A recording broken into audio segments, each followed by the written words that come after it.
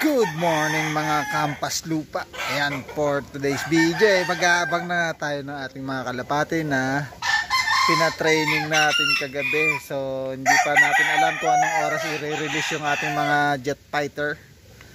So meron nga tayo 4 na ikinarga kagabi. So ayan, medyo maliwalas naman. Maganda, maliwanag ang kaulapan at sumisikat na si Haring Araw.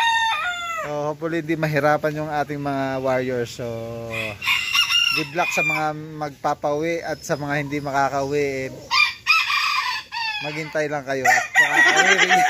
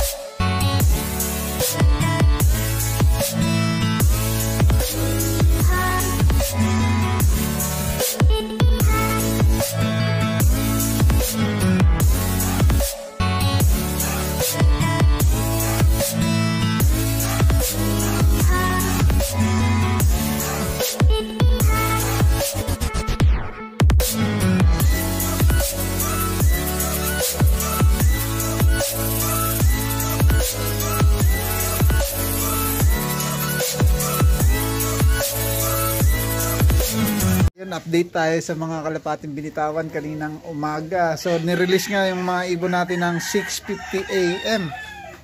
So as of now may nakikita na akong mga dumadaan na mga kalapati na dumadaan dito sa area natin. So buong Cavite nga pala yon, APRX ang aming club. So buong Cavite. So ang daming ibon kanina na nagsidaanan. So akala ko nandun yung ibon natin, pero ngayon, hanggang ngayon ay wala pa. So naglagay ng marking si Boss Mike kung gaano kabilis yung ibon natin. So 7:30. Ang speed na lang ay 800 na lang tayo. Nagagit tayo? Oo, Kalamba. So 7:30 na. So bali magiging speed ng kalapati natin is 800 na lang. Hanggang ngayon wala pa yung kalapati natin. So abang-abang tayo ulit.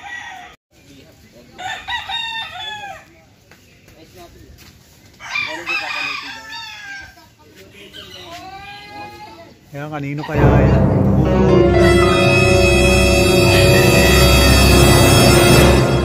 O sa atin na to. Ayan o. Oh ha, tumuronda pa. Kanino kaya ang blue bar yun? Na. Oo, 4. Kagabi? Kalamba lang? Isa pa lang. Ayun o. Ayun o. Wow! Ang galing! Sino to?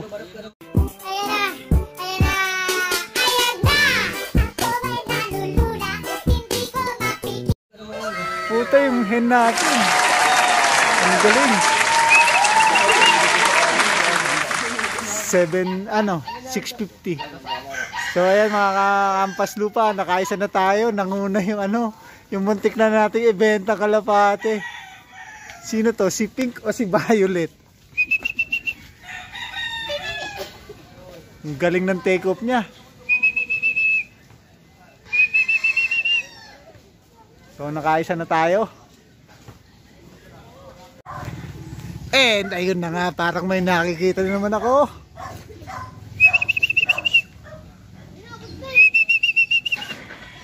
Parang nakita ko na yung black velvet na may itim. Ayan na oh. Yung sino to?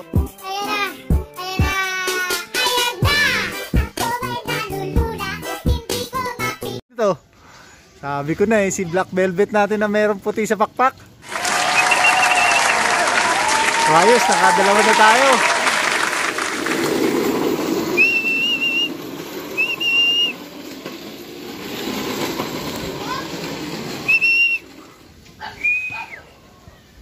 Ayup. Oh, ayun na, yung isa natin.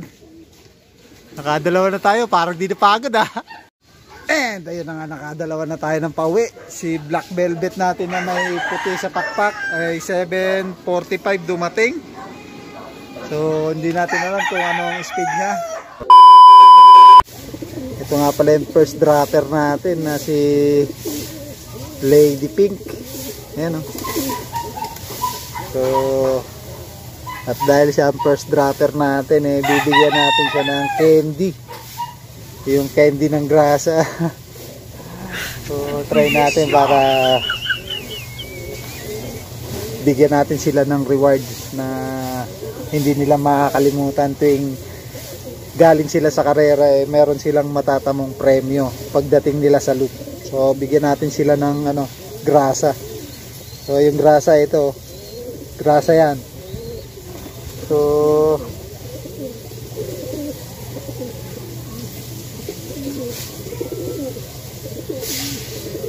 ayan, kinalahati natin yung grasa. So hopefully magustuhan nila yung grasa na binigay ko. Oh, yun oh. Masarap ba yung grasa?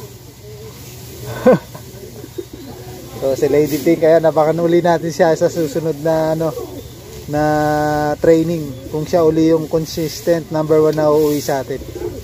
Muntik ko na nga palang ibenta tong kalapati na to. Dalawa sila nung kapatid niya. So yung kapatid niya hanggang ngayon wala pa. Tsaka si yung black check natin na Tamad Romonda. So expected na talaga yung Tamad Romonda hapon or bukas na uwi yun, kasi nung nakaraan yung toss ng Carmona ay kinaumagahan na umuwi yung kalapati na yun. So expected na late talaga siya uwi. So abang-abangan na lang natin yung dalawa pa nating kalapati na hindi pa dumating. So ayan, kunin natin si Black Velvet natin, yung white top na Black Velvet na second na dumating sa atin. Bigyan din natin ng grasa.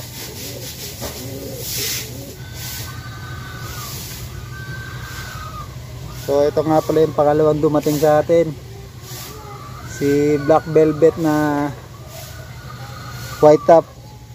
Ayan o, isang piraso lang yan na white top sa pakpak nya. Kabila wala.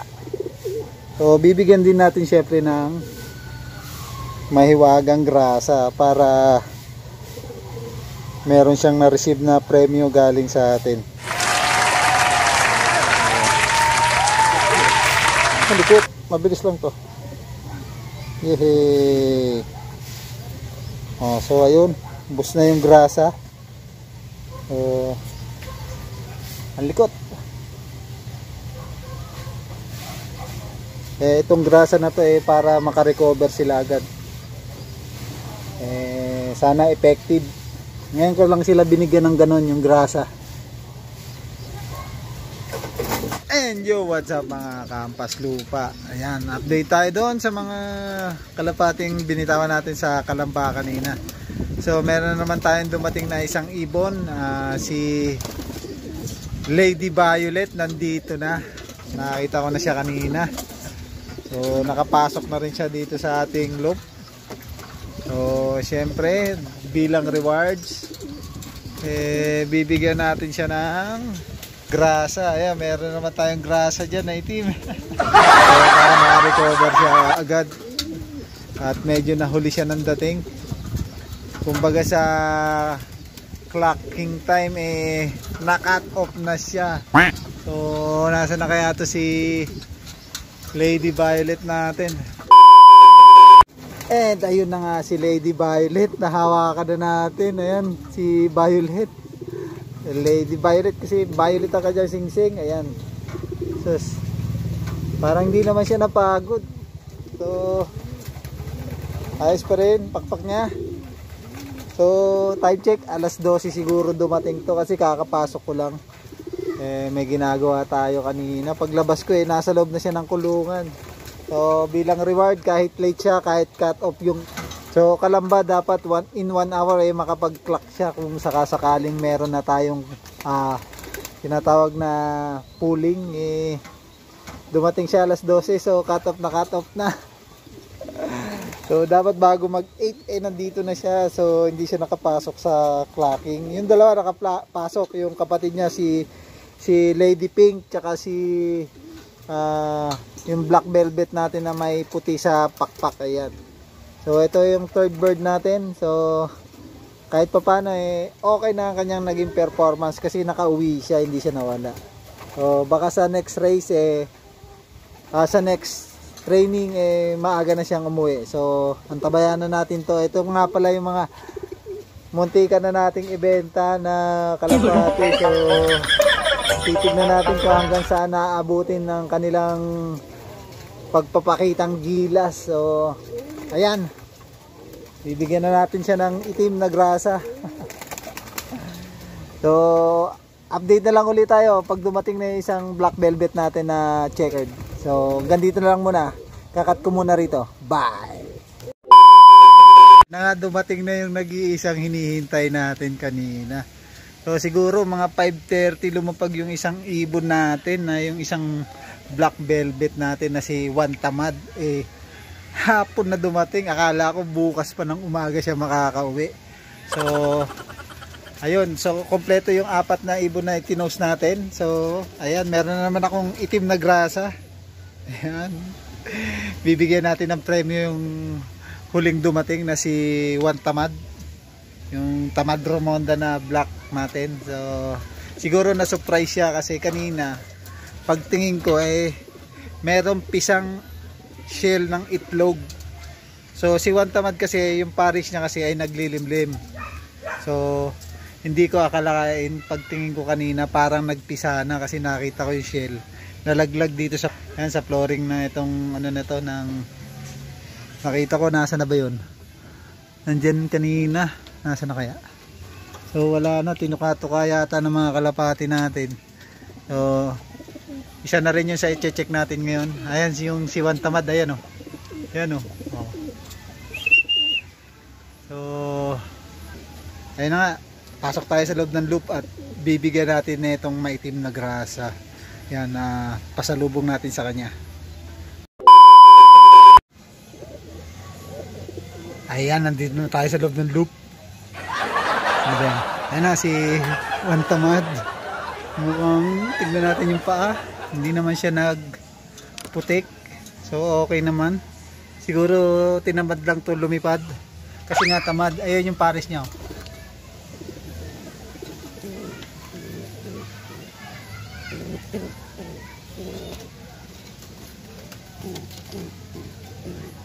At so ayun na.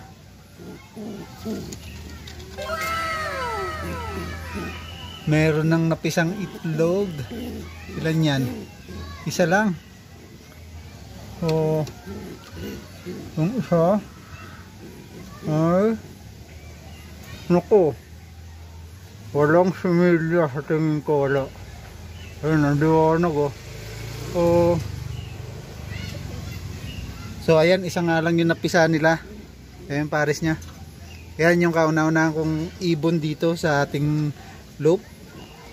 Ayan, wala rin sing-sing yan, pero malayo na rin ang naibatuhan nito. So ayos, mayroon ng inspirasyon si Juan Tamad para bumalik ng maaga kung isasama natin sa TOS. So ayan si Juan Tamad. So bibigyan na natin siya ng ng itim na grasa. So ikakat ko na dito.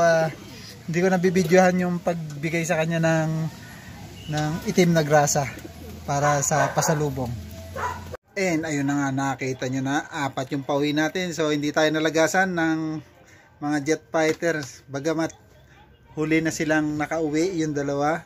So ayos lang yun kasi kaya nga tayo nagtitraining ng mga kalapati para ma-improve yung lipad nila. So hanggang dito na lang ang ating vlog. See you sa next training. So yung 4 na yun uli ang ating ikakarga. So sa mga hindi pa po nakapalo ng aking FB page, Sampas Lupa Loop, 6XM Buhay Tricycle Driver sa YouTube channel, tsaka FB page po, paki-follow and subscribe na rin po. Ayun, maraming salamat po and God bless you all. Goodbye and keep safe everyone. Babush!